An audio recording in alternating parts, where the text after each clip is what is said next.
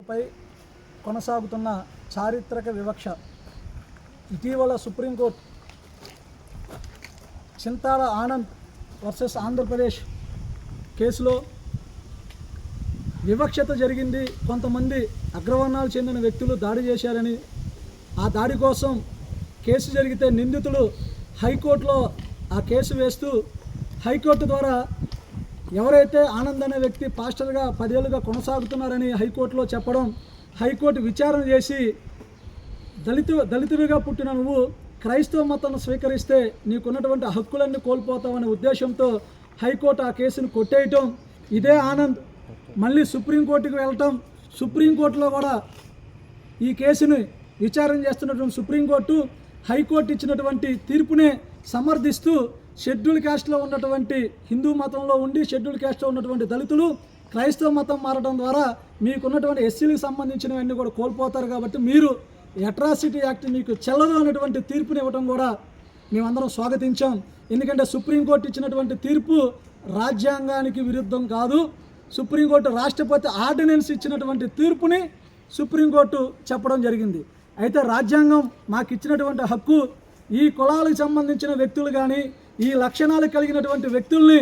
ఈ కులంలో చేర్చాలని, ఈ మతాలు స్వీకరించిన వ్యక్తుల్ని ఈ కులాల్లో చేర్చాలని ఎక్కడ కూడా రాజ్యాంగంలో రాయబడాల. ఆర్టికల్ 14, 15, 25 ఈ 3 కూడా ఒకటి సమానత్వం, 2 కులాలు మతాల మధ్య వివక్షత చూపించొద్దు అనేది ఈ దేశంలో పుట్టిన ప్రతి పౌరుడు కూడా ఏ మతాన్నైనా స్వీకరించవచ్చు అని చెప్పిందే భారత రాజ్యాంగం. ఈ రాజ్యాంగంలో షెడ్యూల్ కులాన్ని గుర్తించాలి. ఆ గుర్తించే క్రమంలో డాక్టర్ బాబాసాహెబ్ అంబేద్కర్ ఇచ్చిన రాజ్యాంగంలో ఆర్టికల్ 341 ద్వారా షెడ్యూల్ కులాన్ని గుర్తించడానికి రాష్ట్రపతికి అవకాశం ఉంటే రాష్ట్రపతి 1950 ఆర్డర్స్ ద్వారా పేరా 3లో ఎప్పుడో బ్రిటిష్ గవర్నమెంట్ ఉన్నప్పుడు భారత చట్టం ద్వారా 1936లో ఇచ్చినటువంటి ఆర్డర్స్లో ఏదైతే ఉందో అదే మతాన్ని బట్టి కులాన్ని బట్టి కాకుండా మతాన్ని బట్టి కులాన్ని సూచించిన బట్టి హటన్ కమిషన్ని అదే రిపోర్టుని తీసుకొని 1950 రాష్ట్రపతి ఉత్తర్వుల్లో రాష్ట్రపతి గారు పొందపరిచి నేడు దళితులుగా పుట్టి వివక్షకు గురవుతున్నటువంటి వాళ్ళు ఆత్మగౌరవం కోసం క్రైస్తవ మతంలో వెళ్తే ఆ క్రైస్తవ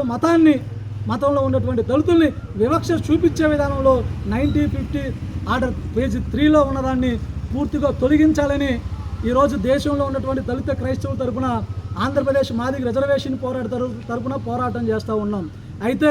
గతంలో యూపీఏ ప్రభుత్వం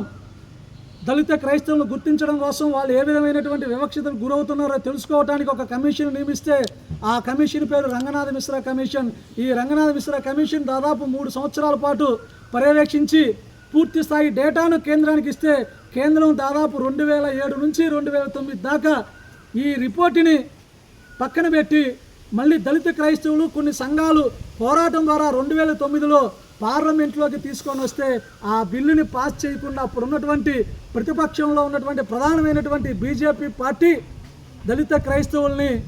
ఎస్సీ హోదా కల్పిస్తే వ్యతిరేకిస్తామని చెప్పినటువంటి మాటలు వ్యతిరేకించడం, దీని మతాల్ని వివక్ష చూపినట్టుగానే రాజ్యాంగానికి విరుద్ధం అని చెప్పి ఆ రోజు మాట్లాడి దళిత క్రైస్తవుల్ని బిల్లు పాస్ అవ్వకుండా చేసినటువంటి పాత్ర ఆ రోజు బీజేపీ పార్టీకి ఉందని, ఈరోజు ఏ కమిషన్ కోసమైతే దాదాపు 10 ఏళ్ళుగా పోరాటం చేశారో ఈ పోరాటాల మధ్య 2009లో ఆ వివక్ష జరిగిన తర్వాత దాదాపు 2020 నుంచి 22 వరకు సుప్రీంకోర్టులో 2004లో వేసినటువంటి కమిషన్ రిపోర్ట్ ఆధారంగా అలాగే దళిత క్రైస్తవులు వేసినటువంటి పిటిషన్కి ఆ పిటిషన్ నుంచి దాదాపు 2022 వరకు విచారణ జరిగి సుప్రీంకోర్టు ఒక కేంద్రానికి ఒక సూచన చేసింది. దళిత క్రైస్తవుల యొక్క స్థితిగతులు వాళ్ళ యొక్క పరిస్థితులు ఎలా ఉన్నాయి వాటిని పూర్తి డేటా కావాలని కేంద్ర ప్రభుత్వాన్ని అడిగితే కేంద్ర ప్రభుత్వం గతంలో ఇచ్చినటువంటి రంగనాథ మిశ్రా కమిషన్ ఇచ్చిన రిపోర్టును వ్యతిరేకిస్తూ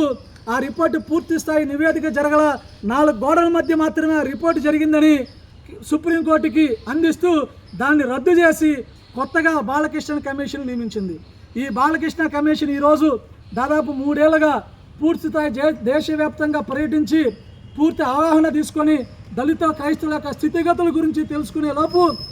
ఏప్రిల్ 4వ తేదీన టైం పీరియడ్ కేటాయించడం జరిగింది.